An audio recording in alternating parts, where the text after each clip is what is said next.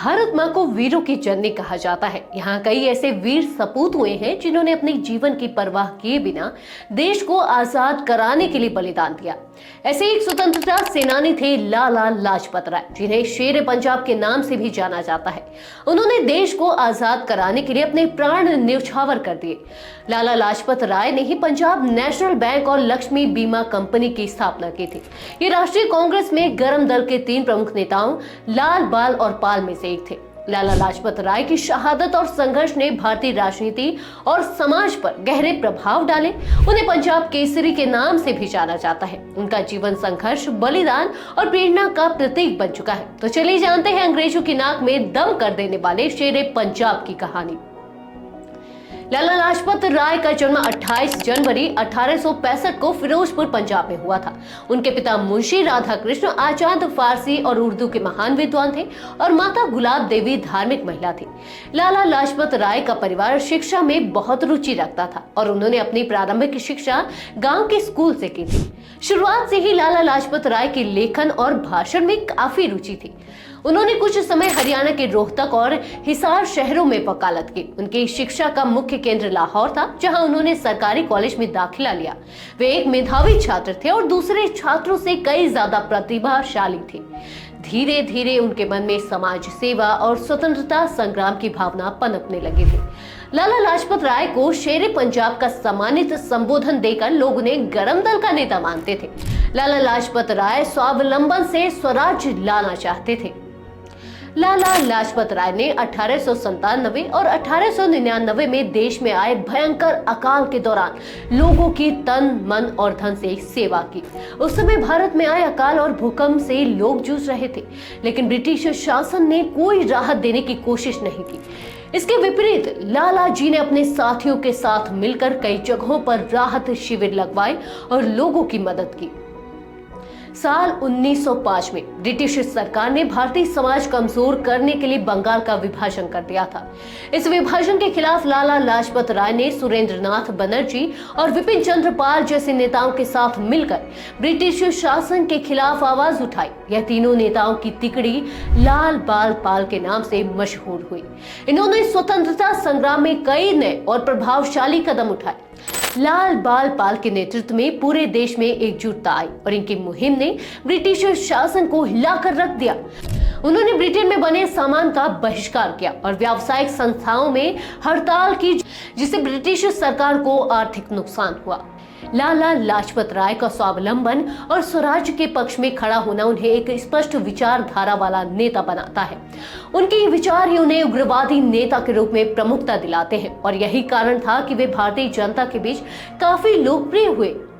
अक्टूबर 1917 में लाला लाजपत राय अमेरिका पहुंचे और वहां न्यूयॉर्क शहर में Indian home rule league of America नामक एक संगठन की स्थापना की। इसके जरिए उन्होंने विदेशों में भारतीय स्वतंत्रता संग्राम की भावना को मजबूत किया और लगातार स्वतंत्रता की चिंगारी को हवा देते रहे। लाला जी ने वहां भारतीयों को जागरूक किया और ब्रिटिश शासन के खिलाफ आवाज उठाने के लिए प्रेरित किया।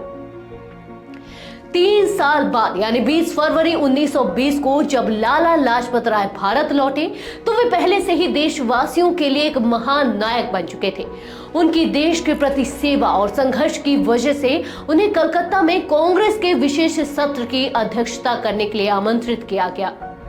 इसके बाद जलियांवाला बाग हत्याकांड के खिलाफ उन्होंने पंजाब में ब्रिटिश शासन के खिलाफ एक उग्र आंदोलन की अगुवाई की।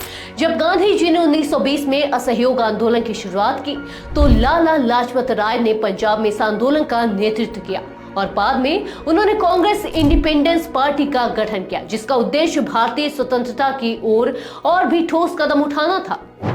3 फरवरी 1928 को जब साइमन कमीशन भारत पहुंचा तो लाला लाजपत राय भी उसके प्रमुख विरोधियों में से एक थे। इस कमीशन का उद्देश्य भारत में संवैधानिक सुधारों की समीक्षा करना और एक रिपोर्ट तैयार करना था। यह 7 सदस्यीय कमेटी ब्रिटिश सरकार के अधीन बनी थी और इसका मकसद था भारतीय संविधान को ब्रिटिश विचारधारा के आधार पर ढालना, जो भारतीयों के लिए पूरी तरह से अस्वीकार्य था। साइमन कमीशन का भारत में आना भारतीय जनता के लिए एक बड़ा झटका था और इसका विरोध पूरे देश में जोर पकड़ने लगा। ये विरोध तब और भी तेज हो गया जब गांधी जी ने चौरी चौरा कांड के बाद असहयोग आंदोलन वापस लिया। जिससे स्वतंत्रता संग्राम में एक तरह से ठहराव आ गया था। लेकिन अब स्थिति बदल चुकी थी।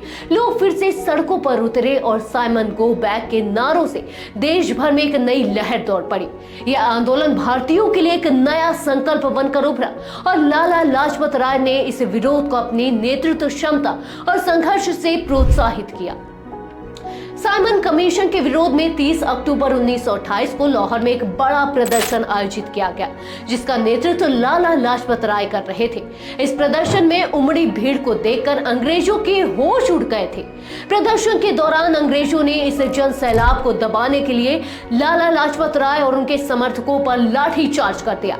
इस लाठीचार्ज में कई युवाओं को बेरहमी से पीटा गया, लेकिन लाला लाजपत राय ने अंग्रेजों के इस जुल्म का डटकर मुकाबला किया। लाला जी इस लाठीचार्ज में बुरी तरह घायल हो गए। उनकी हालत बिगड़ने लगी और आखिरकार 17 नवंबर 1928 को उन्होंने इस दुनिया को अलविदा कह दिया। उनकी मृत्यु ने पूरे देश को गहरे शोक में डुबा दिया और उनके समर्थकों का गुस्सा चरम पर पहुंच गया। लाला लाजपत राय गरम दल के प्रमुख नेता थे और उन्हें चंद्रशेखर आजाद, भगत सिंह, राजगुरु, सुखदेव और दूसरे वीर क्रांतिकारी अपना आदर्श मानते थे। जब यह खबर फैली कि अंग्रेजों ने लाला जी को बेरहमी से पीट पीट कर मार डाला, तो क्रांतिकारी नेता आग बबूला हो उठे और अंग्रेजों से बदला लेने के लिए 17 दिसंबर 1928 को ब्रिटिश पुलिस अफसर सैंडर्स की गोली मारकर जान ले ली गई। इस घटना के बाद सैंडर्स की जान लेने के आरोप में राजगुरु, सुखदेव और भगत सिंह को गिरफ्तार किया गया और उन्हें बाद में फांसी की सजा दी गई। यह सजा भारतीय स्वतंत्रता संग्राम में एक महत्वपूर्ण मोड़ साबित हुई और लाला लाजपत राय की शहादत ने देशवासियों को अंग्रेजों के खिलाफ संघर्ष की नई प्रेरणा दी। लाला लाजपत राय का जीवन हम सभी के लिए एक आदर्श है।